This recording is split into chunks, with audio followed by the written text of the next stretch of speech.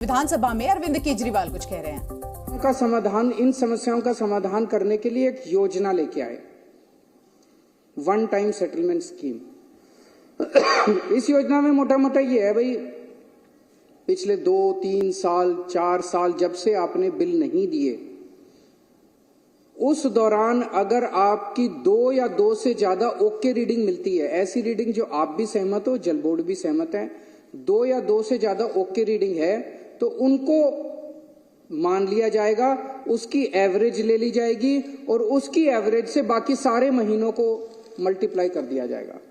भाई आपकी एक रीडिंग आ रही है मान लो 18,000 लीटर, एक रीडिंग है 21,000 लीटर, आप कहते हो ये 2 सही है, तो 21 और 18 39,000 लीटर हो गई। 39 को 2 से डिवाइड किया, 19.5 हो गया, ये आपकी एवरेज रीडिंग। तो जितने महीनों का आपने बिल नहीं दिया उतने महीनों का इसके हिसाब से मल्टीप्लाई करके आपका बिल जनरेट कर देंगे।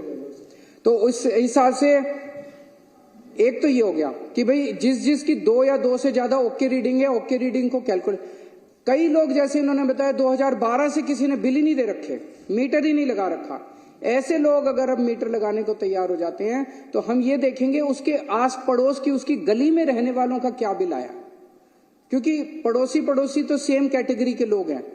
ये भी, इसका भी लिविंग स्टैंडर्ड वैसा ही है, उसका भी लिविंग स्टैंडर्ड, कच्ची कॉलोनी में रहने वाले का लिविंग स्टैंडर्ड एक जैसा है, झुग्गियों में रहने वालों का लिविंग स्टैंडर्ड एक जैसा है, रीसेटलमेंट में रहने वालों का एक जैसा है, वसंत विहार में रहने वालों का। तो हम ये देखेंगे कि उस गली के अंदर बाकी लोगों का बिल कैसे आ रहा है। तो नेबरहुड की स्कीम इसके अंदर है, जो गली के लोगों का जिस ट्रेंड पे बिल आ रहा है उसी हिसाब से इसका भी बिल मान लिया जाएगा। इतनी अच्छी स्कीम, इतनी शानदार स्कीम कैसे कहां हो सकती है, इतनी सही स्कीम है। इसमें भी अगर कुछ कमियां तो हम इनके साथ चर्चा करने को तैयार है। बीजेपी वाले आए बैठे हमारे साथ चर्चा करें, कुछ चेंजेस बताएंगे, हम चेंजेस कर लेंगे उसके अंदर, कोई दिक्कत नहीं है। हम तो जनता के लिए काम कर रहे हैं। तो इसमें मान लीजिए किसी का अब एवरेज आ गया 20,000 लीटर से कम, तो 20,000 लीटर से कम अगर हो गया तो उसके 5-7 साल का सारा बिल माफ हो जाएगा। और अगर किसी का ज्यादा आ गया तो उसका ज्यादा के हिसाब से एलपीएससी और इंटरेस्ट माफ करके और हम बाकी बिल उससे ले लेंगे।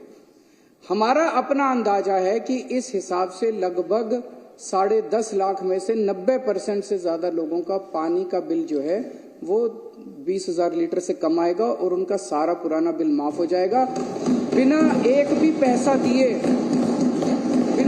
पैसा दिए उनके दफ्तरों के चक्कर बंद हो जाएंगे और वो अपना सुख शांति से जीना शुरू कर देंगे।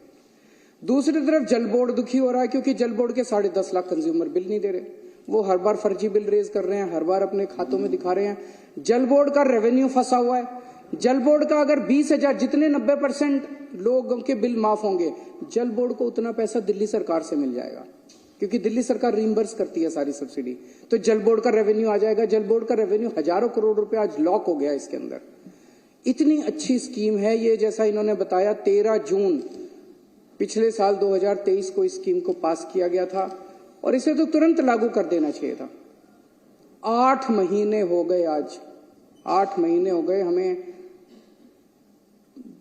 इन अफसरों के और इनके वो करते करते, लेकिन इन्होंने करने से मना कर दिया। आज स्थिति ये है कि इस स्कीम को कैबिनेट में लाना है, कैबिनेट पास करेगी तब ये स्कीम लागू होगी।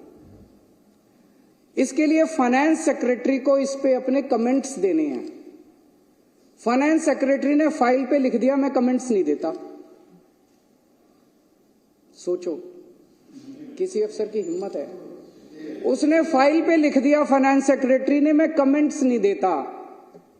मैं बिदूरी जी कह रहे थे मेरे से सीख लो, जरा सिखाओ अब उसका क्या करें हम। तो मैं बाद में मिल लूंगा, चाय पे आना, चाय पे बता देना कि फाइनेंस सेक्रेटरी ने फाइल पे लिख दिया मैं कमेंट्स नहीं देता। सौरभ भारद्वाज जी यूडी मिनिस्टर हैं, इन्होंने यूडी सेक्रेटरी को लिखित आदेश दिया कि इसको प्रस्ताव को कैबिनेट में लाया जाए। यूडी सेक्रेटरी ने फाइल पे लिख दिया मैं इसको कैबिनेट में नहीं लाता जब तक फाइनेंस सेक्रेटरी कमेंट्स नहीं देगा।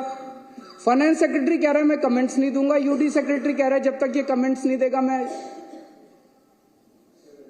तो हमने इन दोनों को और भी अफसरों को बुलाया, इन मंत्रियों ने, इन्होंने मेरे को बताया मंत्रियों ने कि क्या चल रहा है, क्यों कर रहे हो ऐसा। तो अध्यक्ष महोदय, आपको जान के ताज्जुब होगा कि एक दो सीनियर मोस्ट आईएएस अफसर प्रिंसिपल सेक्रेटरी लेवल के फूट फूट के रोने लग गए। आंसू बह रहे थे उनकी आंखों से। ये उम्र रोने की नहीं है। एक आईएएस अफसर को इस तरह से मैंने रोते हुए नहीं देखा। फूट फूट के रोने लग गए, बोले जी हमारी नौकरी का सवाल है, हमें धमकी दी जा रही है। हमने कहा कौन दे रहा है? कहता हायर अप्स। हायर अप्स का क्या मतलब है आप लोग सोच सकते हो। ऊंचे से हमको धमकी दी जा रही है कि अगर तुमने ये स्कीम पास कर दी दिल्ली वालों के लिए तो तुमको सस्पेंड कर देंगे। अगर तुमने ये स्कीम पास कर दी, इसलिए इतना लड़ रहे हैं। सर्विसेज करते रहते हैं। क्यों करते रहते हैं?